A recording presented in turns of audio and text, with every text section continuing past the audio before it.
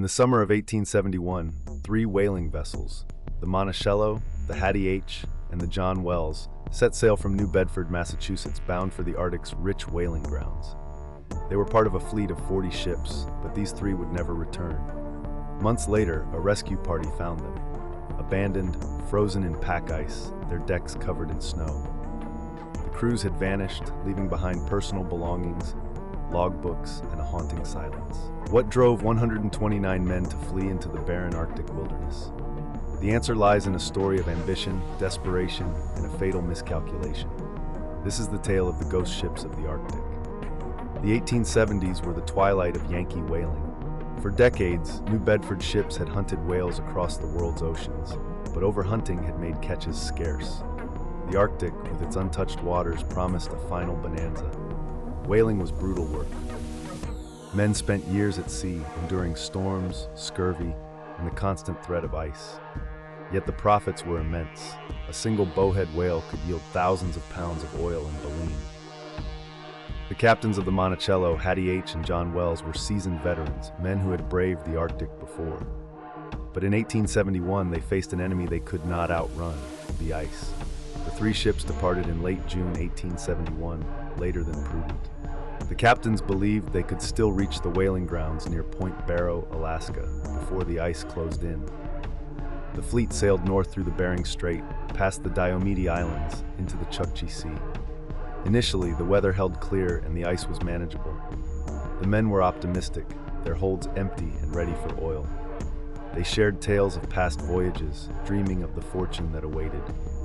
But by mid-July, the ice began to thicken.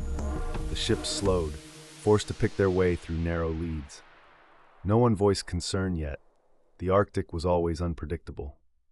By early August, the fleet had reached the whaling grounds near Point Barrow, but the ice was moving south faster than expected. Experienced whalers advised the captains to turn back, warning that the pack ice could trap them. The captains hesitated.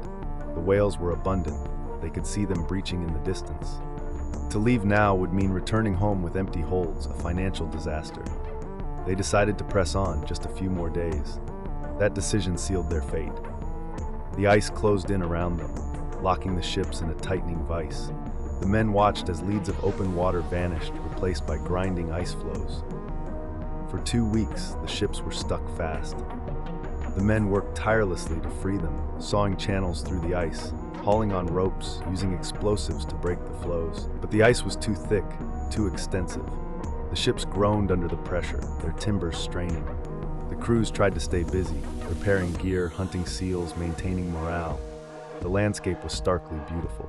Endless white under a pale sun, the horizon a blur of ice and sky. But beauty turned to dread as the temperature dropped.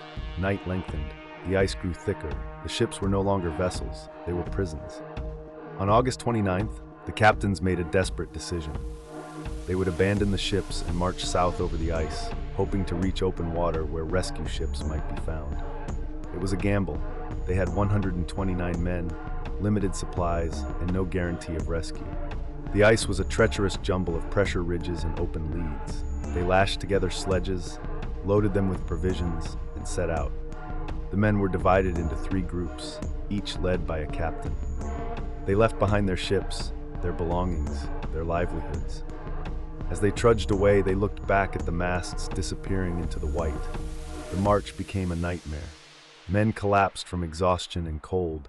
The sledges broke on the rough ice. Food ran low. They were forced to kill and eat their dogs, then their boots, then anything they could find. Frostbite claimed fingers and toes. Some men went mad, wandering off into the white. The group split, lost contact. On September 12th, a storm hit, winds over 50 miles per hour, temperatures plummeting to minus 40 degrees Celsius. Men died where they lay, frozen solid.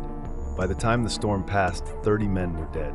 The survivors huddled together, praying for a miracle. The survivors reached the edge of the ice on September 15th. Open water lay ahead, but no ships. They built a camp on a small island using wreckage from an abandoned ship. Starvation set in.